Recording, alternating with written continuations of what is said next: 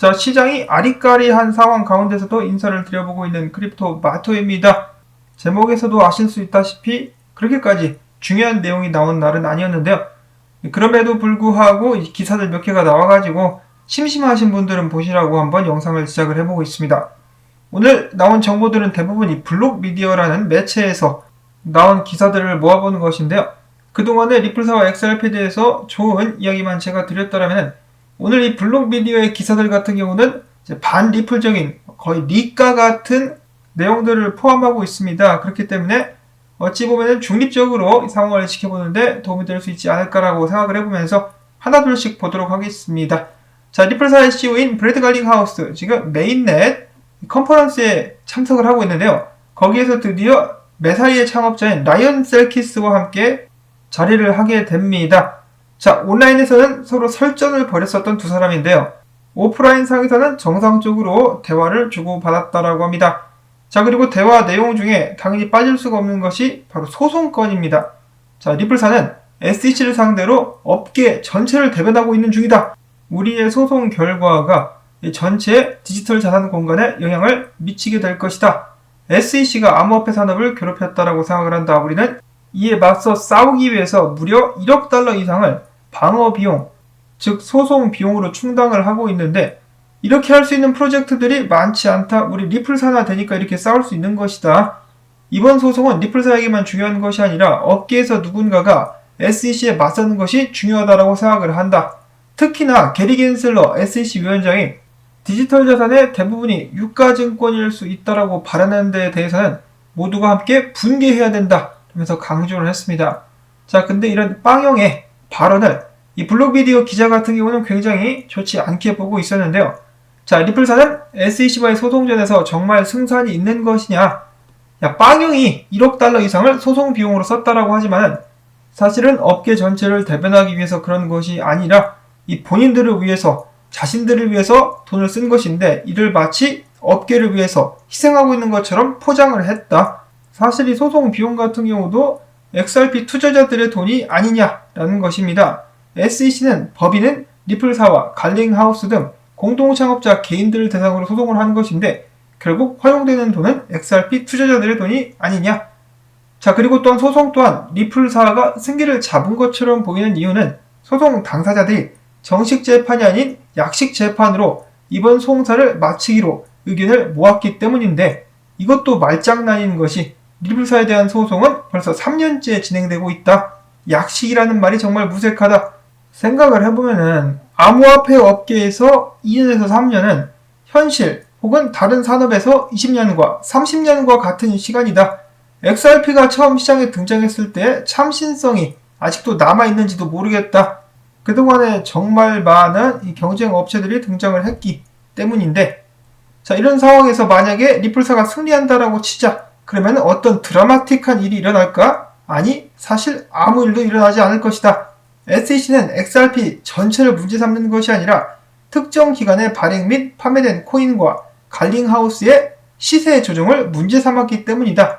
해당 기간에 매각된 XRP가 증권이 아니라는 최종 판정이 명예가 될 수 있겠지만 XRP 펀더멘털 자체는 달라지는 것은 없다. 물론 XRP가 미국 거래소대에서 재상장될 수는 있겠다. 만약에 그것도 SEC가 허락을 한다면 그렇게 될 수 있을 것이다. SEC는 더욱더 큰 그림을 그리고 있는데 게리 겐슬러는 이제는 이도까지 집어삼키려는 야욕을 보여주고 있는데 이런 상황에서 만약에 SEC가 코인 관할권을 가져가게 된다.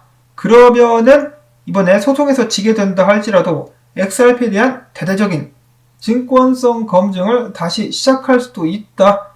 자, 물론 상황이 그렇게 될 때쯤 되면은 XRP뿐만 아니라 전체 코인들이 SEC의 위협에 놓이게 될 것이다 라고 이야기를 하면서 끝으로 리플랩스의 건투를 빌어본다 라고 이야기를 하고 있습니다.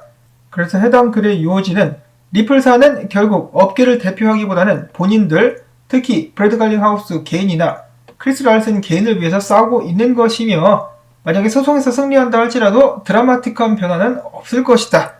결국은 SEC가 코인 관할권을 포기하지 않는 한 다시 한번 위험에 놓일 수 있다라고 상황을 풀이하고 있는 것이죠. 자, 그리고 왠지 모르겠지만 블록미디어 같은 경우는 과거에 오래된 기사까지 가지고 와가지고 리플사에 대한 불리한 점을 계속해서 지적을 했는데, 이것이 무엇이냐? 과거에 빵형이 XRP 가격 조작을 지시했었다라는 이 작년에 나왔었던 SEC의 의혹을 재탕을 한 것입니다. SEC 측에서는 증거 자료가 있다라고 하면서 이 빵형이 직접 이 가격 조작을 지시한 정황이 있다라고 법원에 보고를 하기도 했었는데요. 빵형과 크리스 랄슨 같은 경우는 XRP를 던지면서 6억 달러를 일단 벌어들였다라고 하는데, 그 과정 속에서 빵형이 나는 XRP를 장기적으로 보유할 것이라고 말하는 동안에도 XRP를 팔아가지고 크게 논란이 되기도 했었다라고 합니다. 그리고 이는 불법 행위라고 SEC는 주장을 했다라고 하네요.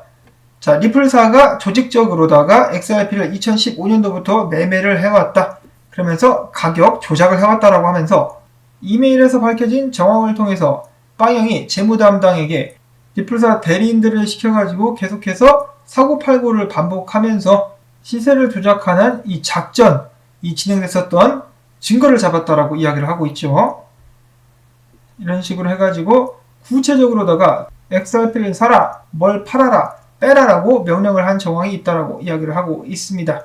앞에서 말씀을 드렸다시피 해당 소식 같은 경우는 작년에 나온 것입니다. 재탕인데 혹시 모르시는 분들은 참고를 하실 수 있기를 바랍니다. 그동안에 계속해서 리플사가 승리할 것이다, 자신 있다, 리플사에게 유리한 기사만 나왔었는데 이렇게 부정적인 기사를 보시니까 어떻습니까? 과연 모든 사람들이 자신하는 대로 리플사가 압도적으로 약식 재판에서 승리를 이뤄낼 수 있을까요? 넷밤 판사 같은 경우는 SEC에게 위선적이다라며 그들을 비방하기도 했었고, SEC 같은 경우는 아직도 힘매는 관련 노트를 넘겨주고 있지 않습니다. 이런 정황들을 봤을 때 확실히 리플사가 유리한 것은 맞다라는 생각이 저는 아직도 드는데요. 이게 반대적인 시각도 있어가지고 가지고 와봤습니다. 자, 그리고 무엇보다 리플사가 유리하든 유리하지 않든 너무 과도한 투자는 하지 않으시기를 말씀을 드려보고 싶습니다. 투자에 대한 조언은 아니지만은 무엇이든지 몰빵하는 것은 좀 위험하다라는 말씀을 꼭 드리고 싶고요. 다음으로는 XRP 차트 분석이 하나가 있습니다. 보시면은 차트가 나쁘지 않은 상황이라고 하는데요. 만약에 50센트를 지지선으로 바꿀 수 있다면은 64센트까지 쏠 수 있게 되지 않을까. 다음 주의 분위기가 나쁘지 않다면은 XRP도 지금 좀 올랐다가 조정받으면서 저점을 높여가고 있는데 다시 한번 쏘게 될 수 있지 않을까라는 분석 있었습니다. 마지막으로는 XRP 기반의 뱅킹 앱 썸이 네덜란드에서 암호화폐와 법정화폐를 호환하는 기능에 대한 베타 테스트를 시작할 예정이라고 합니다. 드디어 뱅킹 앱에서도 이 브릿지 커런시로서 XRP가 활용될 수 있게 되지 않을까. 기대했었던 것만큼 빠르진 않지만은 천천히 그렇지만은 확실하게 브릿지 커런시로서의 XRP가 자리를 잡아가고 있다는 말씀 전해드리면서 저는 다음에 새로운 소식 가지고 인사를 또 드리도록 하겠습니다. 도움되셨다면 광조 뜻 부탁을 드리면서 안녕히 계십시오.